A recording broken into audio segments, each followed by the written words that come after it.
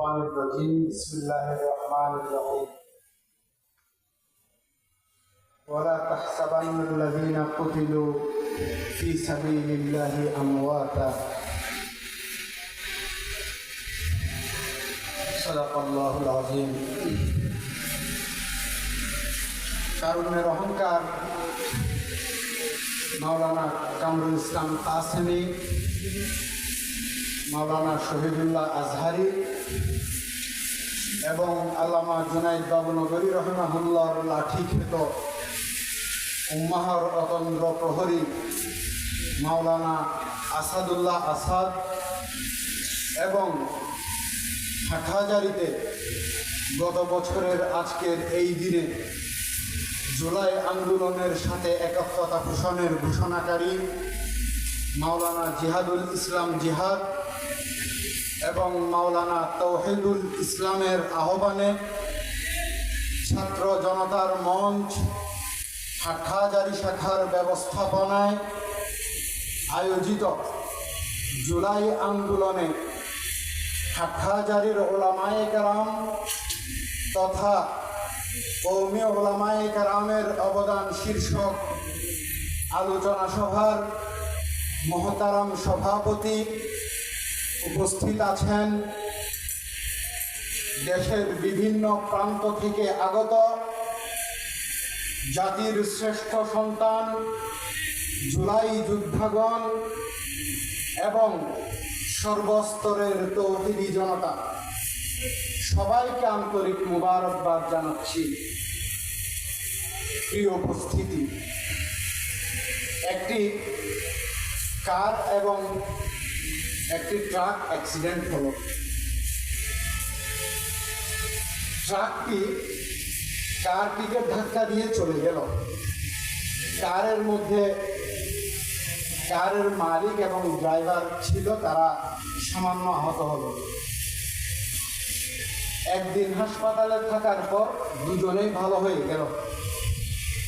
2 দিন রেস্টে থেকে তৃতীয় দিন থেকে কারের মালিক আবারও কারের মধ্যে চড়তে লাগলো, কিন্তু 2 সপ্তাহ হয়ে গেল কারের ড্রাইভারকে কোনো মতে কারে আনা যাচ্ছে না। সবাই গিয়ে তাকে ধরলো, ব্যাপার কি?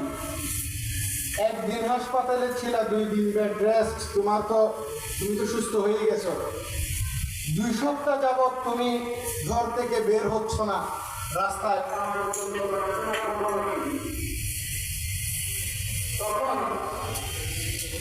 ড্রাইভার বলল যে ট্রাকটা আমাদের গাড়িতে ধাক্কা দিয়েছিল, সেই ট্রাকের পেছনে লেখা ছিল আবার দেখা হবে।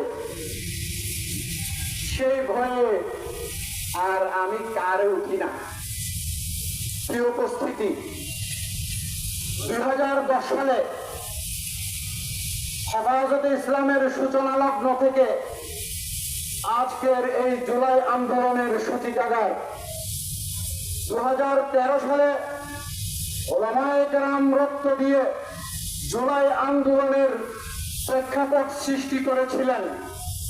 2021 সালে ওলামায়ে কেরাম জেল জুলুম হুলিয়া মাথায় নিয়ে রাজপথে আন্দোলন করে জুলাই আন্দোলনের প্রেক্ষাপট সৃষ্টি করেছেন এবং সর্বশেষ 2024 সালের জুলাই এবং আগস্টে পরিণত এই আন্দোলনের মাধ্যমে ওলামা জনতার সমন্বিত এক আন্দোলনের মাধ্যমে ফ্যাসিস্ট হাসিনা পালাতে বাধ্য হয়েছে।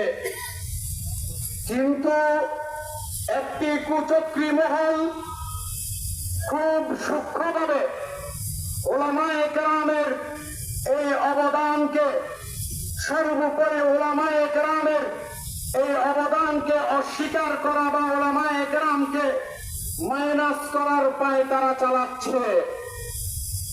আমরা তাদেরকে হুঁশিয়ার করে বলে দিতে চাই, যদি জুলাই ঘোষণার মধ্যে ওলামায়ে কেরামকে অ্যাভয়েড করার দুঃসাহস দেখানো হয়, তাহলে আবার দেখা হবে সেই যাত্রাবাড়ির রণাঙ্গনে জুলাই যুদ্ধের বেশে।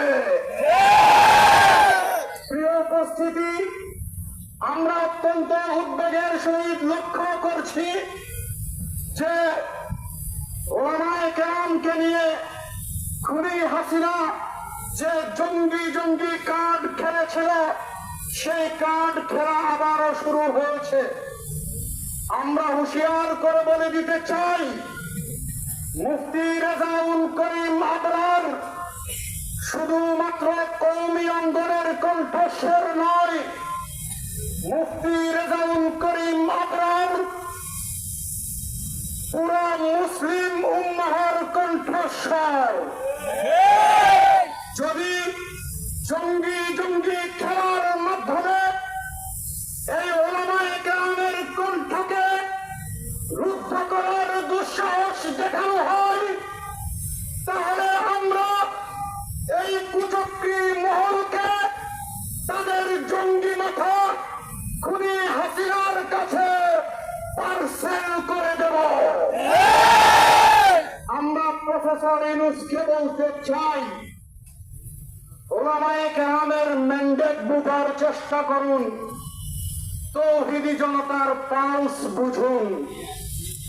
জাতিসংঘের মানবাধিকার কমিশনের কার্যালয় স্থাপনের মতো এই আত্মঘাতী সিদ্ধান্ত থেকে সরে আসুন।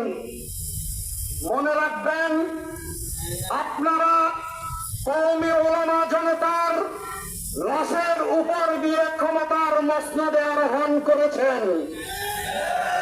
আমরা যেমন ক্ষমতায় বসাতে পারি, ঠিক তেমনি ক্ষমতার থেকে নামানোর সক্ষমতাও আমরা রাখি। অতএব ওলামায়ে কেরামের পালস না বুঝে যদি ইসলাম বিরোধী কোন সিদ্ধান্ত নেন, ওলামা জনতা আপনাদেরকেও সেই হাসিনার পরিণতি ভোগ করতে বাধ্য করবে।